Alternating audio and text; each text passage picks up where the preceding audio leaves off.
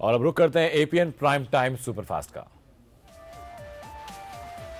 नोटबंदी को लेकर संसद में हंगामा जारी रहा। राज्यसभा की कार्रवाई शुरू होते ही विपक्षी सदस्यों ने पीएम को बुलाने की मांग के साथ फिर हंगामा किया। विपक्षी दलों ने पीएम से अपने बयान पर माफी मांगने की मांग की। लोकसभा में भी नोटबंदी पर हंगामा हुआ। हंगामे के चलते लोकसभा और राज्यसभा की कार्रवाई सोमवार तक के लिए स्थगित कर दी गई। प्रधानमंत्री मोदी ने एक बार फिर नोटबंदी का विरोध करने वाले विपक्षी नेताओं पर निशाना साधा है। लोकसभा में संविधान दिवस पर संविधान के डिजिटल संस्करण के विमोचन के मौके पर मोदी ने कहा कि उन्होंने भ्रष्टाचार और काले धन को मिटाने के लिए नोटबंदी जैसा बड़ा कदम उठाया। इस कदम पर वो लोग बौखलाए हैं जिन्हें तैयारी का मौका नहीं मिला। नोटबंदी के फैसले पर शिवसेना ने फिर विपक्ष के सुर में सुर मिलाया है। शिवसेना ने पूर्व प्रधानमंत्री मनमोहन सिंह का समर्थन किया और उनके संगठित आर्थिक लूटबंदी वाले बयान को आधार बनाकर प्रधानमंत्री मोदी पर हमला बोला। नोटबंदी के 17वें दिन राहत की बाट जो रहे आम आदमी के लिए हालात कुछ भी नहीं बदले हैं। एटीएम से अभी तक लोगों को नए नोट नहीं मिल पा रहे हैं। देश के अधिकतर हिस्से में एटीएम के आगे ताला लटका है, जिसकी वजह से लोगों के आगे रोजमर्रा की जरूरतों को पूरा करने में दिक्कत आने लगी। बिहार के मुख्यमंत्री नीतीश कुमार की पार्टी जेडीयू ने आरोप लगाया कि केंद्र सरकार द्वारा काला या घोषित धन पर कार्रवाई करने के लिए 500 और 1000 रुपए के पुराने नोट पर लगाई गई पाबंदी के फैसले से पहले बीजेपी ने राज्य में पार्टी कार्यालयों में कई जमीनें खरीदी। कालेधन के खिलाफ पीएम मोदी का सर्जिकल स्ट्राइक जारी है। करेंसी पर लगाम लगाने के बाद सरकार का अगला निशाना सोने पर है। खबर है कि सरकार जल्द घर में सोना रखने की लिमिट तय कर सकती है, जिससे कि लोग कालेधन को सोने में निवेश नहीं कर पाएंगे।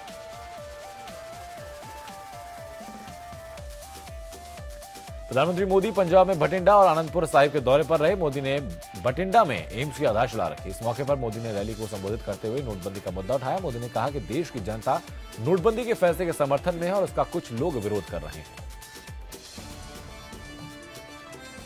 मोदी ने आनंदपुर साहिब के केसरगढ़ साहिब में 10वें सिख गुरु गोविंद सिंह के 350वें प्रकाश उत्सव के कार्यक्रम में हिस्सा लिया। आनंदपुर साहिब पहुंचे प्रधानमंत्री मोदी ने सिख गुरु गोविंद सिंह को नमन किया। उन्होंने कहा कि सरकार गुरु की 350वीं जयंती मनाएगी। अरविंद केजरीवाल ने शुक्रवार को चुनाव के मद्देनजर आम आदमी पार्टी का दलित मैनिफेस्टो जारी कर दिया है। अरविंद केजरीवाल 20 नवंबर से 10 दिन के दौरे पर पंजाब के दौरे पर हैं। मैनिफेस्टो में दलितों को लुभाने के लिए कई बड़े वादे किए गए हैं।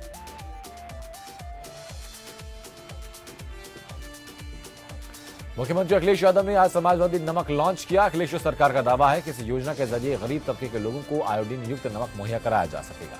इससे पहले यूपी में अखिलेश सरकार Samajwadi pension, Samajwadi laptop, Samajwadi smartphone और समाजवादी एम्बुलेंस ला चुकी है। जम्मू कश्मीर के बांदीपुरा इलाके में सेना और आतंकियों के बीच शुक्रवार सुबह जबरदस्त मुठभेड़ हुई। मुठभेड़ में एक जवान शहीद हो गया है, जबकि 2 आतंकी ढेर हो गए। सोपोर इलाके में भी सुरक्षा बलों और आतंकियों के बीच मुठभेड़ हुई है। टाटा स्टील ने बोर्ड ऑफ डायरेक्टर्स ने साइरस मिस्त्री को कंपनी के चेयरमैन पद से हटाने का फैसला किया। उनकी जगह स्वतंत्र निदेशक ओपी भट्ट अंतरिम चेयरमैन होंगे। ओपी भट्ट पहले सार्वजनिक क्षेत्र से देश के सबसे बड़े भारतीय स्टेट बैंक के प्रमुख के रूप में काम कर चुके हैं।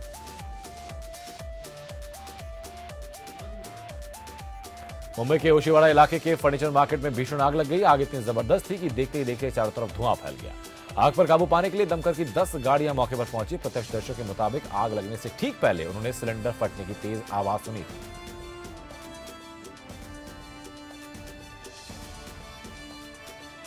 नोटबंदी के मुद्दे पर सुप्रीम कोर्ट न केवल जनता की मुश्किलों से जुड़े मुद्दों पर सुनवाई करेगा, बल्कि इस फैसले की संवैधानिकता पर भी चर्चा करेगा। नोटबंदी मामलों में सुनवाई के दौरान याचिकाकर्ता के वकील कपिल सिब्बल ने कहा कि यह सिर्फ जनता को हो रही मुश्किलों का मामला नहीं है, बल्कि उससे गंभीर मामला है। उन्होंने कहा कि योजना की संवैधानिक वैधता का सवाल है और इस मामले को 5 न्यायाधीशों की पीठ को भेजा जाना चाहिए। उन्होंने कहा कि रिजर्व बैंक के कानून तहत किसी को बैंक से जायज पैसे निकालने से रोकने का अधिकार नहीं है और बैंक केवल पैसे के ट्रस्टी है। नोटबंदी मामले पर अटॉर्नी जनरल मुकुल रोहतगी ने सिब्बल का विरोध किया और कहा कि 2 जजों की बेंच मामले की सुनवाई के लिए सक्षम है। उन्होंने यह भी कहा कि लोगों की परेशानी खत्म करने के लिए केंद्र की ओर से उठाए गए कदमों पर दाखिल हलफनामे के आधार पर यह याचिका खारिज कर दी जानी चाहिए।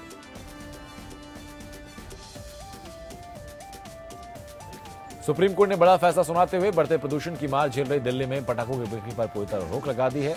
कोर्ट ने दिल्ली एनसीआर में पटाखों की बिक्री पर ही नहीं, इसके इस्तेमाल पर भी पाबंदी लगाई है। सुप्रीम कोर्ट ने अगले आदेश तक दिल्ली एनसीआर में पटाखों के होलसेल और रिटेल विक्रेताओं के लाइसेंस रद्द कर दिए हैं। सुप्रीम कोर्ट ने सेंट्रल पॉल्यूशन कंट्रोल बोर्ड से 3 महीने में रिपोर्ट मांगी है। सुप्रीम कोर्ट में 3 बच्चों की ओर से दाखिल की गई एक याचिका में दशहरा और दिवाली पर पटाखे जलाने पर पाबंदी लगाने की मांग की गई थी। सुप्रीम कोर्ट ने सहारा और बिरला ग्रुप के बड़े नेताओं को करोड़ों रुपए देने के मामले की एसआईटी से जांच कराने से इनकार कर दिया। सुप्रीम कोर्ट ने कहा कि मामला एक बड़े जनप्रतिनिधि से जुड़ा है, इसलिए मामले की जांच के आदेश नहीं दे सकते। जो कागजात दिए गए हैं उनके आधार पर जांच नहीं कराई जा सकती। कोर्ट ने कहा कि सारा के दस्तावेज तो पहले ही फर्जी पाए गए हैं, कोई भी किसी के नाम की कंप्यूटर में एंट्री कर सकता है, ऐसे तवज्जो नहीं दी जा सकती। मामले की सुनवाई अब 14 दिसंबर को होगी। सुप्रीम कोर्ट ने एक अहम फैसले में कहा कि अगर किसी शख्स के विवाहेतर संबंध हैं तो इसे के आधार पर पत्नी के प्रति क्रूरता का मामला नहीं बनता। इसके लिए दूसरी बातें और परिस्थितियां जरूरी होती हैं। इस मामले में एक व्यक्ति की पत्नी ने अपने पति के विवाहेतर संबंधों के चलते आत्महत्या कर ली थी, जिसके बाद मामला कोर्ट पहुंचा, जहां आरोपी पति को बरी कर दिया गया।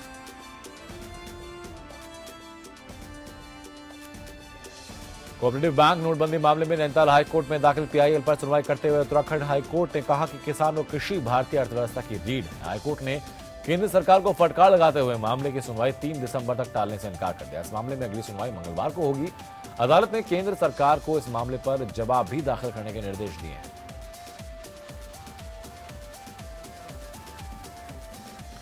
दिल्ली में पर्यावरण की बिगड़ती हालात पर आज फिर एनजीटी में सुनवाई हुई। सुनवाई के दौरान पर्यावरण मंत्रालय ने कहा कि हमें कोई नोटिस नहीं मिला। हालांकि प्रतिवादियों ने जवाब दाखिल करने के लिए 2 हफ्तों का वक्त मांगा। बेंच ने 2 हफ्ते का वक्त दिया है।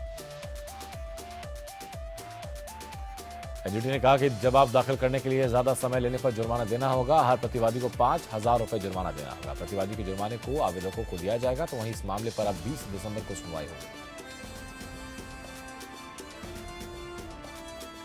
स्वामी ओम जी महाराज के खिलाफ चोरी के एक मामले में दिल्ली की साकेत कोर्ट ने गैर जमानती वारंट जारी किया है। साकेत कोर्ट के chief metropolitan magistrate Satish Arora ने उन्हें 3 दिसंबर तक पेश होने का आदेश दिया। इससे पहले भी कोर्ट उन्हें 2 बार समन कर चुकी थी, लेकिन वो पेश नहीं हुए, जिसके बाद कोर्ट ने गैर जमानती वारंट जारी किया।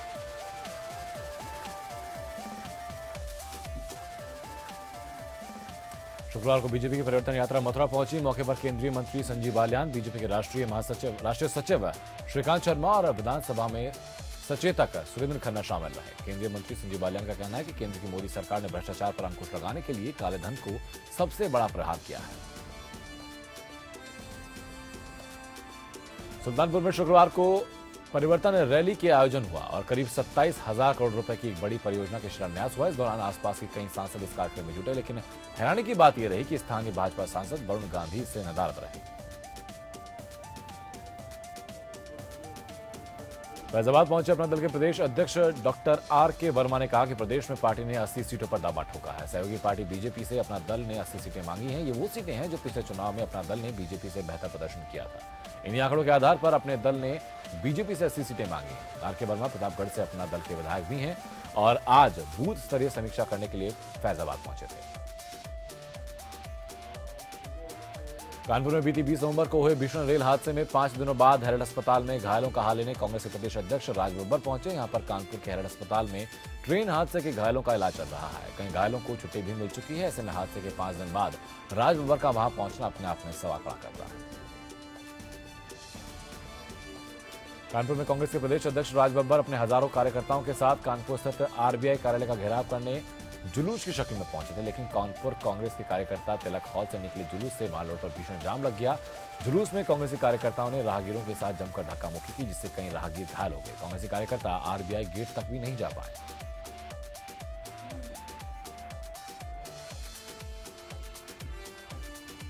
प्रधानमंत्री मोदी के नोटबंदी के फैसले के बाद जहां पूरे देश में आम जनता को काफी परेशानियों का सामना करना पड़ रहा है, तो वहीं दूसरी तरफ राजनीतिक दलों ने भी इस फैसले का विरोध करना शुरू कर दिया है। राज्य के उत्तराखंड क्रांति दल पार्टी ने प्रदेश कार्यालय पर प्रेस वार्ता कर नोटबंदी के फैसले का विरोध करते हुए कहा कि प्रधानमंत्री के फैसले से जनता परेशान है।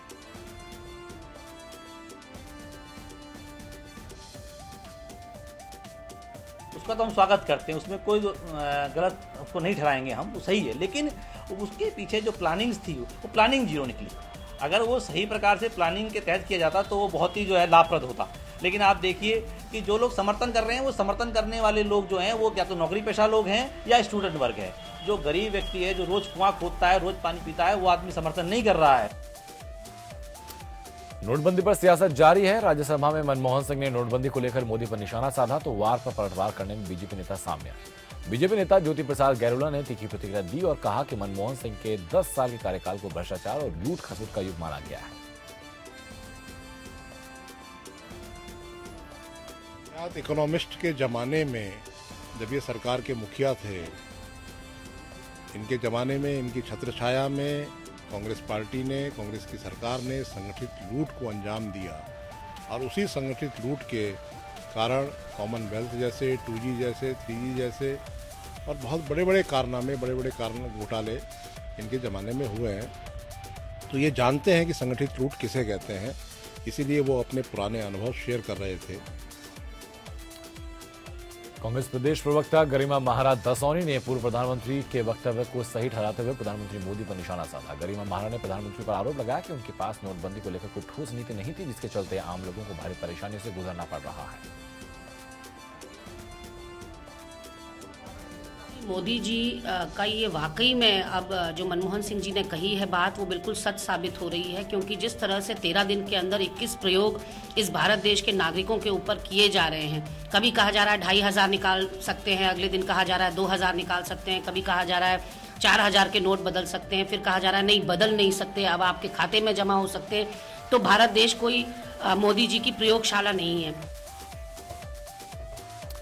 रुद्रपुर के जिला सहकारी bank, mini bank, societies RBI के सौतेले व्यवहार के विरोध में शुक्रवार को बंद रही है। उधम सिंह नगर में जिला सहकारी बैंक के मुख्यालय पर बैंक कर्मचारियों ने प्रदर्शन करके 1000 और 500 रुपए के नोट लेने पर लगाई गई पाबंदी हटाने की मांग की। एक बैंक कर्मी का कहना है कि आरबीआई के सौतेले व्यवहार के चलते उनकी संस्था की साख खराब हो रही है।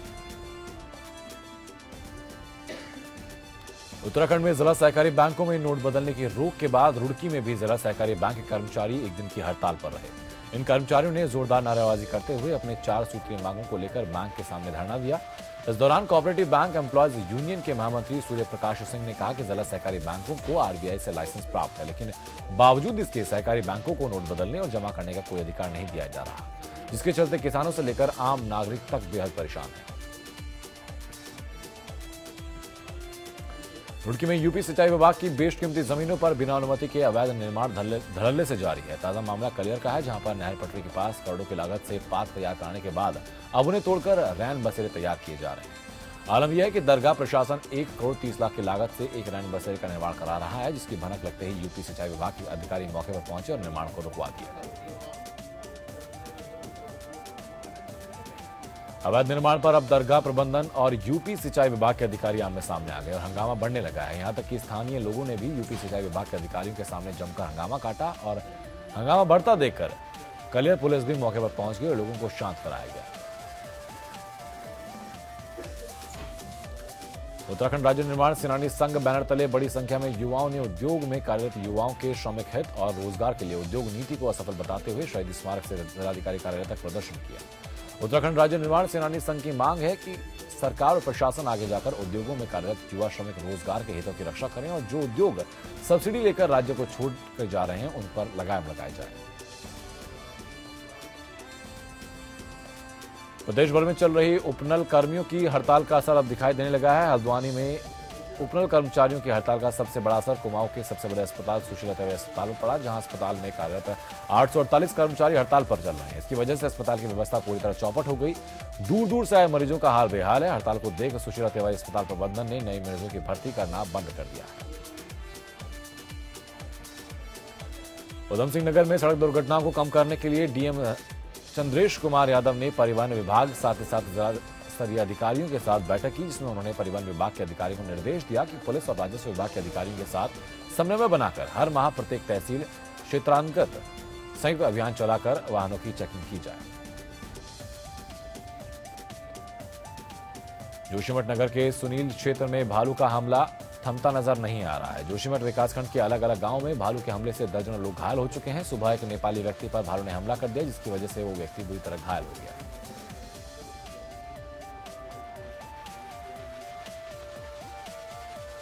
झारखंड बंद के विपक्ष के आह्वान का हजारीबाग में भी असर देखा गया। सुबह कुछ दुकानें जरूर बंद रही, लेकिन स्कूलों में बंदी का कोई असर नहीं था। प्रमुख विपक्षी पार्टियों के आला नेता बंदी करवाने सड़क पर उतरे और लोगों से अपने प्रतिष्ठान बंद रखने का अनुरोध किया। चतरा में CNT एसपीटी एक्ट पर विरोध किया गया और इसे बंद रखा गया। झारखंड मुक्ति मोर्चा के जिला अध्यक्ष पंकज कुमार प्रजापति के नेतृत्व में कार्यकर्ताओं ने बंद रखा। बोकारो में भी सीएनटी और एसपीटी के विरोध में बंद किया गया। प्रदर्शनकारियों ने एक ट्रक में आग लगा दी। मौके पर पुलिस और दमकल पहुंचे, लेकिन तब तक प्रदर्शनकारी भाग चुके थे। झारखंड के कोडरमा में मुख्यमंत्री तीर्थ योजना के लाभार्थियों को बिना सहयोगी के जगन्नाथपुरी भेजते देख शिक्षा मंत्री डॉक्टर नीरा यादव भड़क उठी। इस योजना के तहत 60 वर्ष या उससे ऊपर के 100 बीपीएल धारी नागरिकों को बोकारो से पुरी भेजने के लिए यात्रियों को बस से रवाना करने के लिए शिक्षा मंत्री समाहरणालय पहुंची थी।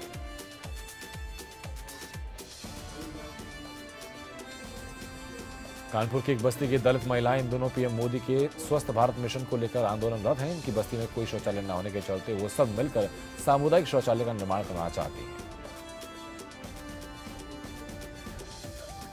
रायबरेली में बीजेपी के नगर अध्यक्ष और 180 सदर विधानसभा से संभावित उम्मीदवार रवि दीक्षित को फोन पर जान से मारने की धमकी मिली है। मैनपुरी के थाना बिछुआ के एक गांव में एक युवती की शादी पर कुछ दबंगों ने रोक लगाने का प्रयास किया और युवती के परिजनों के साथ मारपीट कर घर से निकाल दिया। युवती की बारात आ रही थी और घर में हल्दी लगाए जाने की रस्म भी चल रही थी। पीड़ित युवती द्वारा हल्दी लगाए जाने के साथ ही एसपी कार्यालय जहां एसएसपी से न्याय की गुहार लगाई जा रही है। मेरठ के आपुर रोड स्थित गोला कुआं पर बैंक में नोट जमा करने गई गर्भवती के साथ महिला कांस्टेबल ने धक्का मुक्की की। इस दौरान महिला नाले में गिर गई। महिला ने मदद के लिए शोर मचाया, लेकिन लोग तमाशबीन बने रहे।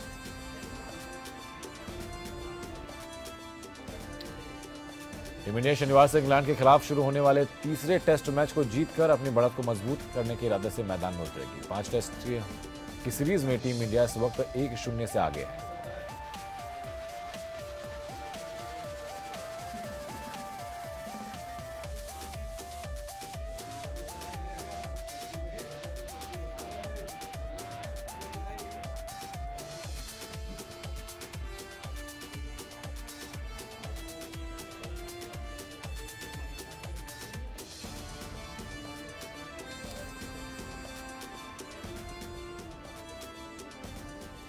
और फिलहाल प्राइम टाइम सुपरफास्ट में सिर्फ इतना ही वक्त है। ब्रेक के उस पार खबरें लगातार एबीएन पर जारी रहेंगी।